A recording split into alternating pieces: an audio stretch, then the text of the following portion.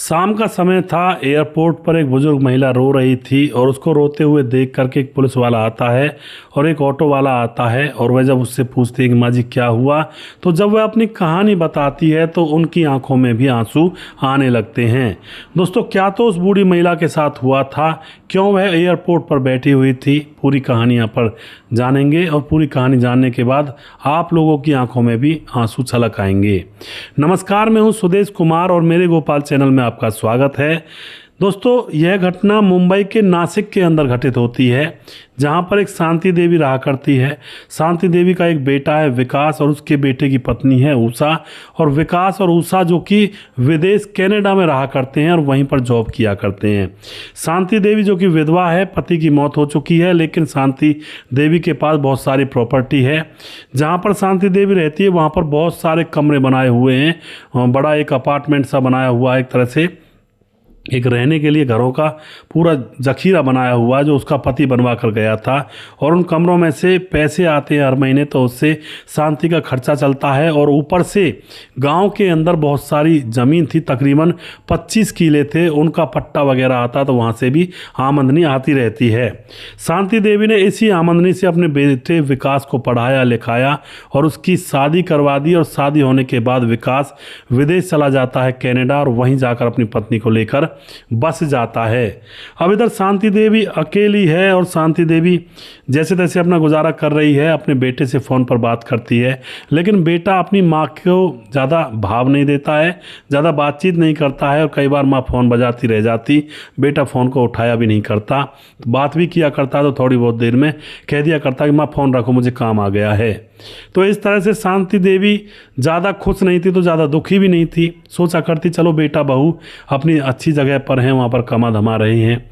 एक शांति देवी के उन कमरों में जो एक बहुत बड़ा मकान बनाया हुआ था, 2 जगह, उन दोनों जगह मकानों में किराएदार रहा करते थे और बहुत सारे कमरे थे उनमें। एक जैसे मतलब एक हॉस्टल टाइप का बना देते हैं ना, इस तरह की 2 जगह बनाए हुए थे। तो काफ़ी सारा पैसा, 1 लाख 1.5-2 लाख रुपए उसका महीने की आमदनी थी शांति देवी जी की। उन्हीं कमरों में, उसी के पास में जहाँ शांति देवी का घर था, उन्हीं जगह पर था शांति देवी का घर, जहाँ पर वो कमरों की बिल्डिंग थी। तो वहीं पर शांति देवी के पास एक अजय नाम का लड़का रहा करता है जो कि अनाथ था और वह ठेला लगाया करता था। वह शांति देवी को अपनी माँ माना करता था और शांति देवी भी उससे प्यार करती थी बेटा कहकर। और वह उससे किराया लेना तो नहीं चाहती थी, लेकिन इसलिए लिया करती थी कि कल को अजय ये ना समझे कि मैं किसी के टुकड़ों पर पल रहा हूँ, किराया भी नहीं दिया जा रहा है मुझसे। तो इसलिए वह ले लिया करती, जब अजय दे दिया करता किराया। उसी तरह से यहाँ पर चल रहा होता है। अजय शांति देवी के साथ बैठकर बातें किया करता।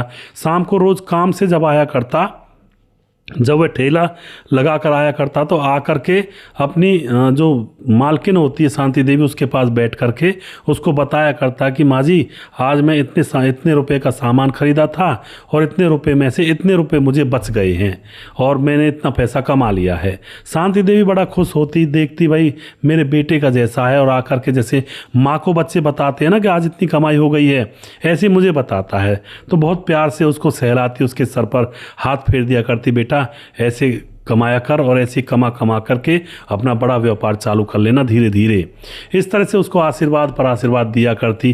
कई बार अच्छा खाना बनाया करती तो उसको बुला लिया करती कि अजय बेटा आजा खाना खा ले, और तू सुबह से ही ठेले पर बैठा हुआ है, खाना अब बनाएगा, तू थका हारा है, मेरे पास आजा। तो इस तरह से यहाँ पर यह एक अलग ही ममता का प्यार चल रहा था। दोस्तों, अब धीरे धीरे समय गुजरता है तो शांति देवी का जो बेटा कनाडा में रहता है उसको बेटा पैदा हो जाता है। शांति देवी झूम जाती है और वह अपने बेटे को देखना चाहती है, तो अपने बेटे से कहती है, अपने पोते को देखना चाहती है तो अपने बेटे से कहती है, बेटा मुझे भी अपने साथ वहीं पर ले चलो, मैं अपने पोते को देख कर आऊँगी और उसके बाद यहाँ पर वापस आ जाऊँगी। लेकिन उसका बेटा जो विकास होता है वह उससे ज़्यादा बात ही नहीं किया करता। कह देता है कि यहाँ पर आओगी, खर्चा होगा, क्या देखोगी, तुम इसे फ़ोटो देख लो। इस तरह से बात करके बात को आई गई कर दिया करता। अब शांति देवी चुप पड़ जाया करती, ठीक है भाई उसकी मर्जी है, अपने बेटे को ना दिखाए। अब यहाँ पर क्या होता, धीरे धीरे कुछ समय गुजरता है। अब एक दिन जो विकास होता है उसका बेटा, उसका फ़ोन आता है कि माँ मैं आपके पास आ रहा हूँ और वहीं पर रह कर आऊँगा, मैं भी हूँ और तुम्हारी बहू भी है और तुम्हारा पोता भी हमारे साथ आएगा। तो इस बात को सुनकर शांति देवी खुश हो जाती है, अपने बेटा बहू के लिए एक कमरा स्पेशल से सजाती है, उनके लिए बहुत अच्छी अच्छी चीज़ें उस कमरे में रखती है और उसके बाद तैयार हो जाती है कि बेटा बहू आएंगे। बेटा बहू आ भी जाते हैं, आकर के उस कमरे में रहते हैं। पहले तो हंसी खुशी से अपने पोते को खिलाती है, लेकिन 10-15 दिन रहने के बाद ही अब बेटा कहता है विकास की माँ तुम भी हमारे साथ चलो। अब माँ खुश हो जाती है कि मुझे भी ले चल रहा है, चल बेटा ले चल, मुझे 1-2 महीने रहकर आऊँगी। लेकिन विकास कहता नहीं माँ परमानेंट ही हम वहाँ पर चलेंगे। शांति देवी कहती बेटा परमानेंट मेरा वहाँ पर मन नहीं लगेगा, मैं बचपन से मैंने जितनी भी ज़िंदगी गुजारी है यहाँ पर गुजारी है तेरे बापू के साथ, और यहाँ पर मैं चौधराइन बनकर रहती हूँ पूरे इलाके में, और मैं तुम्हारे साथ चलूँगी वहाँ पर तो बस ये समझोगी मैं खाली बैठी रहूँगी और ना आसपास के लोग होंगे जिनसे बात कर सकूँ। लेकिन दोस्तों बेटा जिद पर अड़ जाता है कि नहीं माँ आपको चलना होगा और मैं हमारा मन नहीं लगता है। तो बेटे के प्यार की भावनाओं में बह जाती है शांति देवी कि कहाँ तो ये प्यार से बात भी नहीं करता था, आज ये कह रहा है कि हमारे साथ चलो हमारा मन नहीं लगेगा, तो ये शायद सुधर गया है। तो उसके बाद शांति देवी कह देती है ठीक है चले चलूँगी तुम्हारे साथ। उसके बाद बेटा कहता है कि माँ ये जो अपार्टमेंट बनाया हुआ है कमरों का, इसको बेच देते हैं, इसका करेंगे क्या, क्योंकि वापस तो हमें आना नहीं है, और खेतों को भी बेच देते हैं। शांति देवी को धक्का सा लगता है, कहती है बेटा वो तुम्हारे बापू की याद है और वो उनके सहारे में जी रही हूँ, इतना तो पैसा कमा कर देते हैं, खेत भी और ये कमरे भी, बेचने की क्या ज़रूरत है, एक आदमी यहाँ पर रख देंगे, किराया उगा कर हमें दे दिया करेगा। लेकिन बेटा कहता नहीं नहीं माँ वहाँ पर भी तो घर बनाना है, बहुत महंगा घर बनता है वहाँ पर। तो जो माँ होती है अपने बेटे की जिद के सामने नतमस्तक हो जाती है, और उसके बाद वह बेटा सारे अपार्टमेंट्स जो 2 बने हुए थे जिनमें तकरीबन 30-30 कमरे थे उनके अंदर, और उनको बेच दिया जाता है, ऊपर से खेतों को भी बेच दिया जाता है। और उसके बाद माँ का तो चेहरा तो उतर गया था, लेकिन बेटे की खुशी के लिए सोचती है कि इकलौता बेटा इसी का है, फिर भी ये सब कुछ। तो उसके बाद अपने बेटे के लिए तैयार हो जाती जाने के लिए, कपड़े लत्ते बांध लिए जाते हैं, जितने भी पैसे थे वह सारे के सारे बिक्री के पैसे थे, अजय ने अपने अकाउंट में डलवा लिए थे, जो भी खेत बेचे थे सब कुछ जो भी हुआ था। तैयार होकर चलने लगते हैं। माँ शांति देवी के पास कुछ गहने थे और उन गहनों को रखने लगती है, तो बहू कहती है माँ जी ये गहने मुझे दे दीजिए, आपसे कहीं गिर गए छूट गए तो जुलम हो जाएगा। अब तो गहने भी वह अपनी बहू को दे देती है। उसके पास कुछ पैसे नगद थे, उनको भी बहू ले लेती है, किसी बैग में इनको भी रख दीजिए। वह पहुंच जाते हैं एयरपोर्ट, और एयरपोर्ट पर माँ को बिठा करके टिकट लेने के बहाने अंदर जाते हैं, और वहाँ से वह माँ को वहीं पर छोड़ करके और वह कनाडा की फ़्लाइट में बैठकर उड़ जाते हैं दोस्तों। यानी कि माँ को धोखा दे दिया था। माँ बैठी है कि बेटा टिकट करवा कर लाएगा, 1 घंटा गुजरा, 2 घंटा गुजरा, शाम हो जाती है। शाम को एक पुलिस वाले से पूछती है बेटा मेरा बेटा जिसका नाम विकास है अंदर गया था टिकट लेने के लिए, आप पता करिए ना वो कहाँ है, टिकट मिली है या नहीं मिली है, और वह कनाडा के लिए टिकट लेने के लिए गया था। पुलिस वाला कहता है माँ जी कनाडा की फ़्लाइट तो कब की जा चुकी है और आपका बेटा आपको छोड़कर चला गया, क्योंकि यहाँ पर ऐसे किस्से आए दिन देखने को मिलते हैं। माँ बाप को अपने बच्चे यहीं पर छोड़कर चले जाते हैं, फिर माँ बाप दर दर की ठोकरें खाते हैं। यह बात सुनने के बाद शांति देवी की आंखों में आंसू आ जाते हैं, रोने लगती है। पुलिस वाले को सारी बात बताती है कि इस तरह की कहानी हुई है। पुलिस वाले की भी आंखों में आंसू आ जाते हैं। उसके बाद पुलिस वाला कहता है कि माँ जी आप वहीं पर चली जाइए जहाँ पर आपने बेचा है अपनी प्रॉपर्टी, कोई एक आध कमरा वहाँ पर मिल जाएगा, वहाँ पर रहने लगिएगा। उसके बाद जो वह पुलिस वाला होता है एक ऑटो लेकर आता है और उस बूढ़ी अम्मा को ऑटो में बैठाता है। अम्मा की आंखों से आंसू थे। ऑटो वाला भी पूछ बैठता है माँ जी क्या हुआ, तो ऑटो वालों को भी सारी कहानी वह बता देती है। ऑटो वाला भी रोने लगता है और अम्मा जी को बिना पैसे लिए उसके उसी घर पर छोड़ देता है रात के 10 बजे के आसपास। अब 10 बजे हुए थे और इस शांति देवी ने ही एक रूल बनाया था कि रात को 9 बजे के बाद दरवाजे नहीं खुलेंगे, दरवाजे बंद कर दिए जाएंगे। तो वहाँ पर घर के जो अपार्टमेंट बना हुआ था उसके दरवाजे लगे हुए थे। अब तो ये बाहर चबूतरे पर बैठी रहती है, पूरी रात वहीं पर गुजार देती है। सुबह होती है। सुबह जो वह लड़का था अजय, वह ठेला लगाने के लिए सबसे पहले निकला करता था, अपनी रेहड़ी तैयार करना, उसमें फल फ्रूट वगैरह रखना, जो भी रखना होता है। जैसे ही वह बाहर निकलता है रेहड़ी लेकर के, तो उसको शांति देवी उस आगे बना हुआ जो फुटपाथ सा, वो क्या कहते हैं उसको, घर के सामने चबूतरा बना देते हैं, उस पर सोती हुई मिलती है। अजय कहता है, अरे अम्मा, अम्मा जी आप यहाँ पर कैसे सो रही हो, और आप तो विदेश जा चुकी थी अपने बेटा बहू के साथ।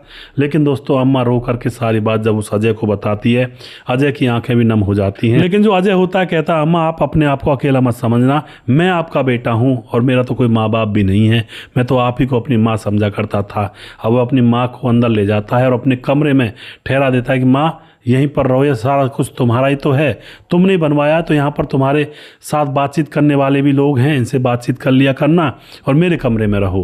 अब वह उसके कमरे में रहने लगती है। सारे लोगों को पता चलता है, जो किराए पर रहते थे सब लोग अपनी दया दिखाने के लिए, सिंपैथी दिखाने के लिए वहाँ पर आते हैं, बातचीत भी करते हैं। लेकिन अब दोस्तों वह मकान बिक चुका था, खेत बिक चुके थे, अब तो अम्मा अपने ही घर में किराए पर रहने लगी थी। अम्मा सोचती है कि ऐसे बैठे बैठे काम नहीं चलेगा। बहुत भाग्यशाली अम्मा थी वो, और वह अपने उस बेटे अजय बेटे से कहती है, जो उसको रख रहा था, बेटा मुझे कुछ आटा वगैरह, कुछ राशन वगैरह ला कर दे दो, मैं कुछ काम करना चाहती हूँ, टिफ़िन वगैरह तैयार करना चाहती हूँ, जो यहाँ पर लोगों के लिए टिफ़िन तैयार करते हैं। अजय कहता है, माँ जी आपको कुछ करने की ज़रूरत नहीं है, मैं आपके लिए हूँ ना, आपका पेट मैं भर दूंगा। लेकिन शांति देवी को ललक थी कुछ करने की, और वह उससे कहती, नहीं बेटा लेकर आओ और मुझे दो। तो अजय बेटा उसका जो अजय था वह कुछ सामान आटा वगैरह ला कर दे देता है। अब शांति देवी उसी अपार्टमेंट में रहने वाले जो कुछ बच्चे रह रहे थे पढ़ने वाले, कुछ वैसे लोग थे जो बिना पत्नियों के रह रहे थे, खाना खाने के लिए बाहर रेहड़ी वगैरह पर जाया करते थे, तो उनके लिए टिफ़िन बनाने लगती है। टिफ़िन सर्विस सेवा तैयार कर देती है, तो उनको खाना इतना पसंद आता है कि वह बाहर खाने के लिए जाते ही नहीं हैं। और भी जगह जो किराए पर लोग रह रहे थे उनके लिए भी टिफ़िन, कोई ड्यूटी पर जाया करता उनके लिए टिफ़िन, और एक मेस बना देती है बड़े से कमरे में, उसको अपने ही कमरे को किराए पर ले लेती है नीचे वाले को, और उसमें बहुत बड़ी मेस बन जाती है। तो कॉलेज के पढ़ने वाले बच्चे, इंस्टीट्यूट में पढ़ने वाले बच्चे सब वहाँ पर आया करते। अच्छा एरिया था, वहाँ पर ऐसे लोग थे। तो यहाँ पर दोस्तों इसका काम दिन दूनी रात चौगनी बन जाता है, और अब इतना पैसा आने लगता है कि यह कब तकरीबन अपने पास 15 औरतों को रख लेती है काम करने के लिए, क्योंकि कई कंपनियों के ठेके मिल चुके थे इनको, रसोई के जो मैस होती है, तो उन कंपनियों में ये अपने लड़के लगा लिए थे इसने, लड़कों को भेजती, और लंच जब होता है तो वहाँ पर खाना खिलाकर वो लोग आया करते। इस तरह से अब इसके पास पैसा इतना बढ़ जाता है दोस्तों लगन और मेहनत से। अब यह उसी अपार्टमेंट को जहाँ पर रहती थी, जो इसका अपने थे 2 अपार्टमेंट जो जहाँ पर वह रूम बने हुए थे, उनको दोबारा से ख़रीद लेती है, और ज़्यादा दाम देकर ख़रीदती है, तो वो बेचने के लिए तैयार हो जाते हैं। उसके बाद खेतों की बारी आती है। कुछ समय के बाद ज़्यादा दाम देकर के अपने उन्हीं खेतों को खरीदती है जो उनके पहले थे।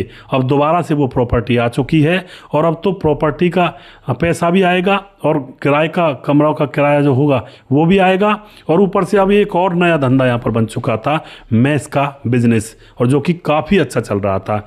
महीने में कई कई लाख की आमदनी इसकी होने लगी थी यहाँ पर। अब तो दोस्तों वह और भी जगह ले लेती है इधर उधर किराए के लिए, और ज़्यादा अपार्टमेंट बढ़ा देती है। और अब यहाँ पर दोस्तों उधर जो बेटा गया था उनके साथ कोई धोखेबाजी हो जाती है, उनका पैसा सारा डूब जाता है, किसी व्यापार में लगाया था, उनका घर भी छिन जाता है जिस घर में रह रहे थे। अब वे हारे थके वापस आते हैं, आकर के वे अपनी माँ के पास तो जाएंगे नहीं, क्योंकि उनको क्या पता माँ कहाँ होगी, तो वहाँ पर तो वो जाने से रहे, उस घर को तो वे बेच चुके थे। तो कहीं मुंबई में किसी झुग्गी झोंपड़ी में आकर के वे रहने लगते हैं, इसका बेटा विकास और उसकी पत्नी उषा और इसका पोता। अब इधर दोस्तों जैसे ही इस महिला शांति देवी ने इतना बड़ा काम दोबारा से खड़ा कर दिया था, तो अब एक अवार्ड दिया जाता है बुजुर्ग महिला को इसके बहादुरी पर, ईमानदारी पर, क्योंकि ये सारी खबर फैल चुकी थी उस इलाके में कि भाई बेटे बहू ने सारी प्रॉपर्टी बेच दी, इसको रोड पर ला दिया, लेकिन फिर दोबारा से खड़ी हुई हैं। तो इसको अवार्ड मिलता है, पुरस्कार मिलता है, और कोई यूट्यूबर इनका कोई इंटरव्यू वगैरह लेता है, तो यहाँ पर यह बताती है कि मेरे बेटे ने सारी प्रॉपर्टी छीन ली थी, लेकिन मैंने दोबारा कोशिश की और दोबारा से सारा मुकाम हासिल किया। अब दोस्तों वह वीडियो मिल जाता है इसके बेटे विकास, जो झुग्गी झोंपड़ी में रह रहा था और सोच रहा था कि उसकी माँ तो अब मर गई होगी, वह तो बेचारी अब कहाँ जिंदी होगी। जब वह वीडियो में अपनी माँ को देखता है और उसके आलीशान ठाठ बाटों को देखता है, तो अब उसके जीभ में फिर से लाट टपकने लगती है। अपनी पत्नी उषा को और अपने पोते को लेकर माँ के पास आ जाता है। लेकिन दोस्तों जैसे ही वह उस घर के अंदर घुसते हैं, तो माँ दूर से चिल्लाती है कि घर के अंदर एक कदम मत बढ़ा देना, और उसके बाद वह रोने लगते हैं, गिड़गिड़ाने लगते हैं, माँ जी हमें माफ़ कर दो माँ, हमारे साथ धोखा हुआ है और कनाडा के अंदर सारा कुछ बिछ गया हमारा। माँ कहती है कि धोखा तो तुमने भी दिया था, तुम जब किसी को धोखा दोगे तो तुम्हारे साथ कौन ईमानदारी से रहेगा, निकल जाओ, मेरी नज़रों से दूर हो जाओ। अब यहाँ पर वह गिड़गिड़ा रहे थे, रो रहे थे, और जो शांति देवी का अजय बेटा था, दूसरा बेटा जो अनाथ था जिसके साथ रही थी, वह भी कह रहा था माँ जी ले लो इनको, बेचारे अब मरन दो, रहने दो इनको, ले लो। लेकिन माँ कहती है कि ये दोबारा से मेरे पास आएंगे, ये कलंक हैं, दोबारा से मेरी सारी प्रॉपर्टी को खा जाएंगे, मैं इनको एक पल नहीं रखूंगी। और वहाँ से दोस्तों धक्के देकर वह माँ अपने उस बेटा विकास और उस बहू उषा को वहाँ से निकाल देती है। बहू कौन सी कम थी, उसके जेवर गहनों को भी अपने बैग में रख लिया था, सारे पैसे अपने जेब में रख लिए थे, और माँ को ऐसे ही अकेला भूखे प्यासे एयरपोर्ट पर छोड़कर चली गई थी। उन दोनों को वहाँ से भगा देती है, फिर से अपनी वह उसी किसी झोपड़पट्टी में जाकर वहीं अपने घर में रहने लगते हैं। इधर दोस्तों शांति देवी अपने बेटे अजय को अब मना कर देती है कि तू कुछ नहीं करेगा, ये सब्जी वगैरह कुछ नहीं बेचेगा, बस मेरे साथ काम में हाथ बटा। तो अजय पिछले कई सालों से, यानी कि 2-4 साल तो गुजर ही गए थे, अजय अपनी माँ, मतलब मुँह बोली माँ कह लो या माँ ही थी अब तो, वो शांति जी के साथ उसका सारा कारोबार संभालता, जो भी हिसाब करने के लिए भेजती उसको ला कर देता। और अब तो अजय के मतलब दिन ही कुछ और आ गए थे। उसके बाद शांति देवी अजय से कहती है मैं तेरी शादी करूँगी, और अजय कहता माँ जी मुझसे कौन शादी करेगा। शांति देवी कहती है कि मैं करवाऊँगी तुम्हारी शादी। एक भले घर की लड़की ढूंढती है और वहाँ पर पहले ही कह देती है कि भाई जो भी मेरा है वो मेरे बेटे अजय का है, और शादी अच्छे बड़े घर से करती है।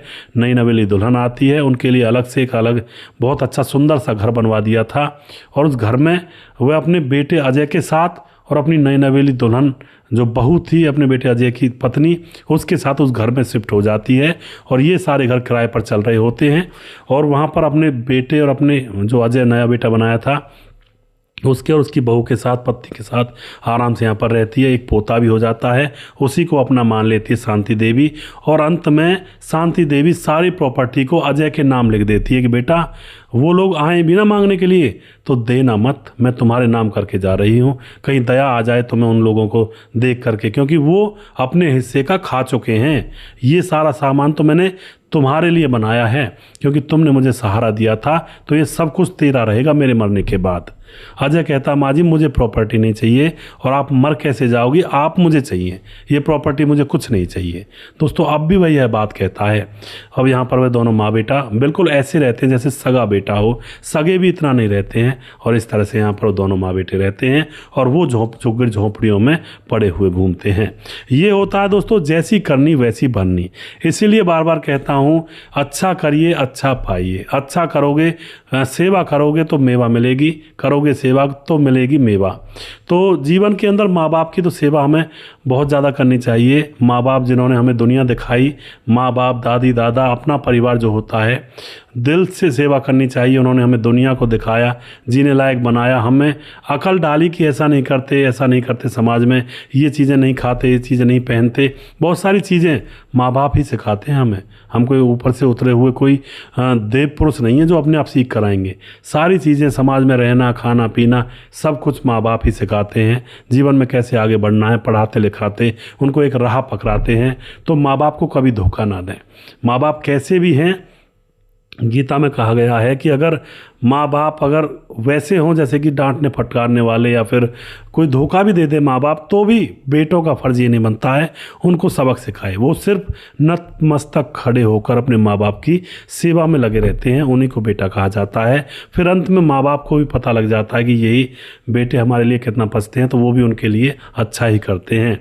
तो माँ बाप सबसे बड़ी चीज़ होती है। भगवान के बाद माँ बाप ही हैं जो इंसान को संभालते हैं। तो दोस्तों वीडियो के लास्ट में आप जो भी कुछ कहना चाहते हैं अपनी राय कमेंट बॉक्स में लिख सकते हैं, और वीडियो के लास्ट में कुछ भाइयों के नाम जरूर लूंगा जो हमारे वीडियोस को देखते हैं और हमें खूब सपोर्ट करते हैं। हमारे साथ है सुजीत कुमार, कमेंट करते हैं समाधान पाटिल, धीरज बर्नवाल, जैनुद्दीन अंसारी, अमित पटेल, भीमदत्त जोशी, मोनू जैन, रजत सैनी, अरुण यादव, मुकेश कुमार यूपी तरासी से, मुकेश कुमार दोबारा से, संजीव कुमार नेपाल से, करण कुमार पी, और उसके बाद सुजीत कुमार दोबारा से हैं, और उसके बाद सूरज डी अमर भाई लगातार कमेंट करते हैं, राधेश्याम शर्मा सिरसी जयपुर राजस्थान से, और राजकिशोर चौरसिया महाबलेश्वर महाराष्ट्र से हैं, सुशील चौधरी अमर भाई लगातार कमेंट करते हैं, और जिस भाई का नाम रह गया उस भाई का नाम अगले वीडियो में ज़रूर लूँगा। अगला वीडियो बहुत जल्दी फिर से लेकर आऊँगा, तब तक आप खुश रहें, सावधान रहें। जय हिंद, जय भारत।